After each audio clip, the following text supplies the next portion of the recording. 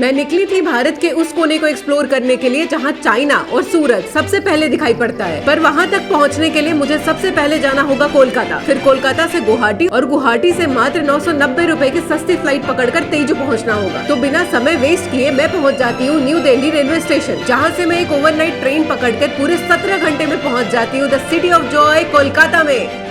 अब मामला ये है कि मैं कोलकाता पहुंच गई हूँ। अब कोलकाता में जैसे ही पहुंची वहाँ पे टैक्सियों की भीड़ लगी हुई थी, वो भी येलो टैक्सीज। तो पहले मैंने उबर करने की कोशिश की, बहुत कंफ्यूजन हो रहा था कि कहाँ पे उबर के लिए कौन सी पार्किंग लॉट में जाना है, पर हो गया, गाड़ी ऑन हो गई थी, हमने ओटीपी शेयर कर दिया। मजे की बात यह है कि पार्किंग लॉट से निकलते हुए हमसे बोलते हैं कि आपको यहाँ पे 70 रुपए पार्किंग में देना होगा। अब ये बहुत अजीबो गरीब था कि आज तक हमने उबर कहीं भी ट्रैवल किया है तो किसी ने हमें पार्किंग के पैसे नहीं चार्ज किए हैं। तो समझ में नहीं आया, कुछ बात नहीं बनी, हमने समझाने की कोशिश की, वो नहीं मान रहे थे। उन्होंने कहा कि नहीं, इतना देना पड़ेगा, आपको देना पड़ेगा, मैं नहीं चलूंगा यहाँ से। हमारा वैसे भी मन था कि पीली वाली टैक्सी ले लेते किसी तरह यार, उसका प्राइस भी नहीं पता करा था हमने क्या किया कि प्रीपेड टैक्सी में अपना डेस्टिनेशन लेके एक टैक्सी बुक करा। अब वो टैक्सी का दाम बिल्कुल हाफ था जो उबर का प्राइस था उससे। मान लो ऐसे बताती हूँ मैं, 450 से ज़्यादा इसमें लग रहे थे उबर वाले में, तो हमारे पीली टैक्सी में हमें लगे 250 250। फिर हम वहाँ से अपने डेस्टिनेशन तक पहुँच गए। और पता है, फर्स्ट टाइम मैंने अपने लिए एक एयरबीएनबी बुक किया है। सबसे ज़्यादा एनर्जी ड्रेन होती थी तो होटल्स ढूंढने में, तो इस बार मैंने ट्राई किया कि ठीक है, आप लोग के कहे अनुसार चलते हैं कि एक बार ऑनलाइन बुक करके देखती हूँ। 3 दिन से लगातार सर्च कर रही थी, फाइनली मुझे ये दिखा, it is kind of 1 BHK। तो मैंने इसको बुक करा, बहुत ज्यादा अच्छा है ये। मैं आपको दिखाऊंगी, इसका होम टूर कराऊंगी। लोगों का एक्सेंट यहाँ पे जैसे कि अपर्णा है तो मैं अपर्णा बोलूंगी, लेकिन ये अपर्णा बोलते हैं। इतना स्वीट था। टुडे हम लोग ये करने वाले हैं कि हम लोग यहाँ से निकलेंगे और हम लोग जाएंगे विक्टोरिया मेमोरियल। कितना मजा आने वाला है आज, क्योंकि I am excited. Okay bye.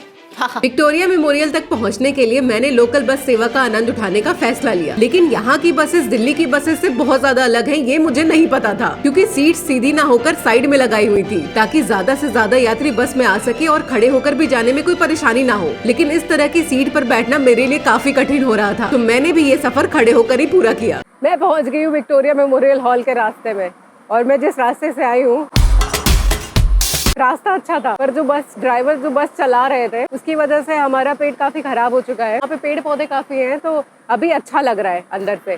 तो मुझे लगता है धीरे धीरे चलते चलते सब पेट नॉर्मल हो जाएगा, क्योंकि मैं ऐसे नहीं चलती। तो लेट्स गो।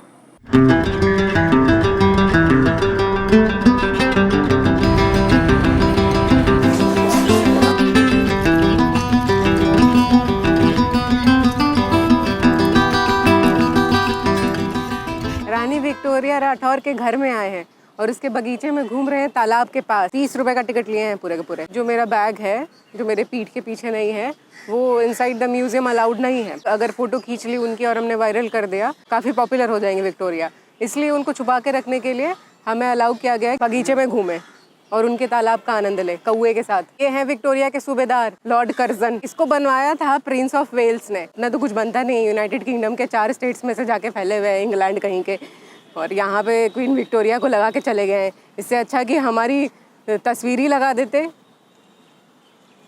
तो इससे पता चलता है कि अंग्रेज काफ़ी चीज़ें यहाँ पे छोड़ के गए हैं और हमारे उससे भी ज़्यादा चीज़ें लेके गए हैं। हम चाहते हैं कि वो हमारी सारी चीज़ें वापस कर दें और अपनी सारी चीज़ें लेकर जाएं। तो हमारी सबसे पहली चीज़ जो वो वापस करेंगे वो है कोहिनूर का हीरा। तो हमारी गुहार है मिस्टर प्राइम मिनिस्टर से कि इन्हें तोप से उड़ा दिया जाए और कोहिनूर को PM फंड में जमा कर दिया जाए। धन्यवाद। ये बहुत पहले बनाया गया था, 1901 से लेके 1901 से लेके, गूगल पे पढ़ने के बाद भी मैं ढंग से नहीं बता पा रही हूँ। लगभग 20 साल लगे थे इस मेमोरियल को बनवाने में, 1906 से लेके 1921 तक। 20 कैसे हो गए? 15 हो गए। अपनी कैलकुलेशन ठीक करो। देखो, बहुत साल लगे थे इस मेमोरियल को बनवाने में, और इसको बनवाने में काफ़ी लोगों ने पैसे दिए थे, वो भी इंडियंस वाले जिनको फेवर्स चाहिए था ब्रिटिशर्स से। लगभग 10 मिलियन रुपए दिए गए थे इनको उधारी में, वापस नहीं किए अभी तक। तो इतने सारे पैसे लगे थे इसको बनवाने में, स्टिल 30 रुपए क्यों देने पड़ रहे हैं मुझे। हम बहुत शान से ये कहना चाहते हैं कि हमें यहाँ से उठा दिया गया है। युवा युगल आते हैं यहाँ पर बातचीत करने, पेड़ों के पीछे बैठते हैं, डिस्कशन नहीं हो पाता है। ये देखिए, स्कूल के बच्चे बंक मार कर बैठे हैं यहाँ पर। चेहरा मत दिखाइए उनका, मज़ा है। मैं ये कहना चाहूँगी कि मार्बल हटवा के मिट्टी का घर बनवा दीजिए, क्योंकि बहुत गर्मी है कोलकाता में और अंदर जाने में भी बहुत गर्मी लग रही है। मैं ये भी कहना चाहती हूँ कि अंदर AC लगा हुआ हो तो अच्छा है, अभी जाके देखते हैं, नहीं होगा तो उसके बारे में भी आके कंप्लेन करेंगे।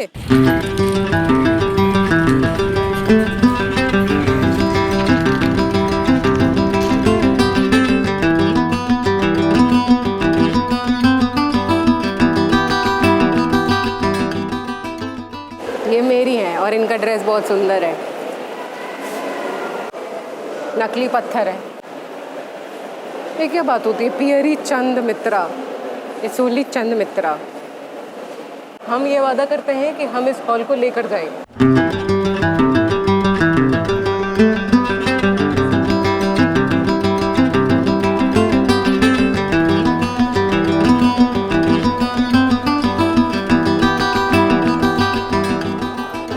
प्रिंसेस की स्पेलिंग गलत है, second line, an honour of the Indian princess. जिन्होंने इंग्लिश बनाया उन्हीं को नहीं पता कि प्रिंसेस की स्पेलिंग क्या होती है। Spelling double S.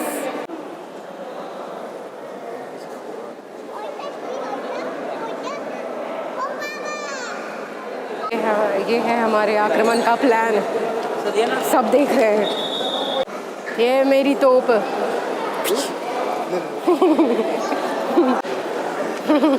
कुछ भी खास नहीं है, सब ठीक ठाक ही है। सब बस ऐसे जितने भी ये गोरे हैं ना, तन के खड़े हुए हैं, एज सच कि इनका हमने कुछ मार लिया है। वो रानी वो लेके खड़ी है, वो जो मैजिकल डंडा नहीं होता इतना बड़ा, और वो डब्बे में कुछ पाउडर होगा उनके डब्बे में। इतना एरोगेंस क्यों है?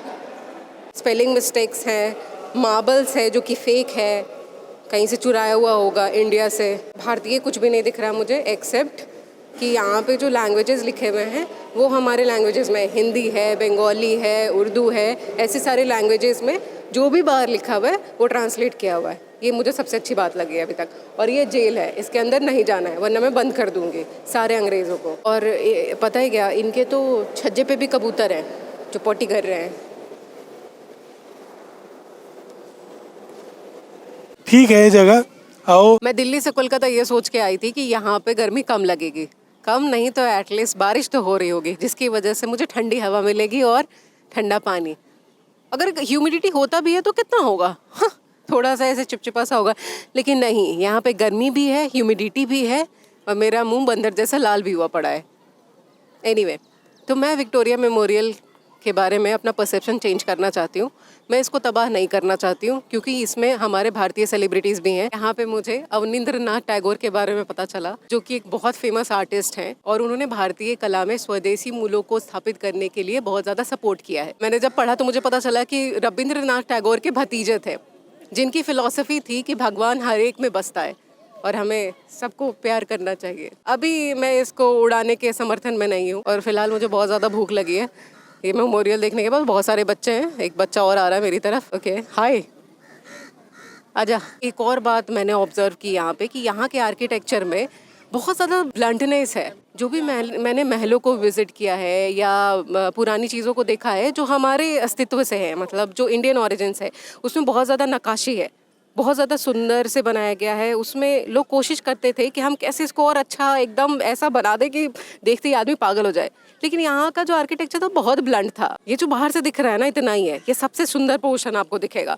उसके बाद अंदर आपको कुछ नहीं दिखेगा, बस 3-4 लोग ऐसे खड़े होंगे तन के, 1-2-3 तोपे हैं। सबसे मजेदार पार्ट तब है जब हम एक्चुअल अपने आर्टिस्ट लोगों को देखते हैं वहाँ पे, कि उन्होंने क्या किया है और कहाँ से ओरिजिन हुआ है, उन्होंने पेंसिल से क्या ड्रॉ किया और इतना सुंदर ड्रॉ किया, इतना रियलिस्टिक ड्रॉ किया है, मजा आ गया। तो यहाँ का तो हो गया कंप्लीट। अभी हम लोग जाएंगे, कहीं तो जाएंगे, मुझे लगता है सबसे पहले खाने जाएंगे। तो मिलते हैं खाने की ब्रेक पे। हमें बहुत सारे सजेशंस मिलेंगे हमें कहाँ कहाँ खाना चाहिए और क्या क्या जगह देखनी चाहिए।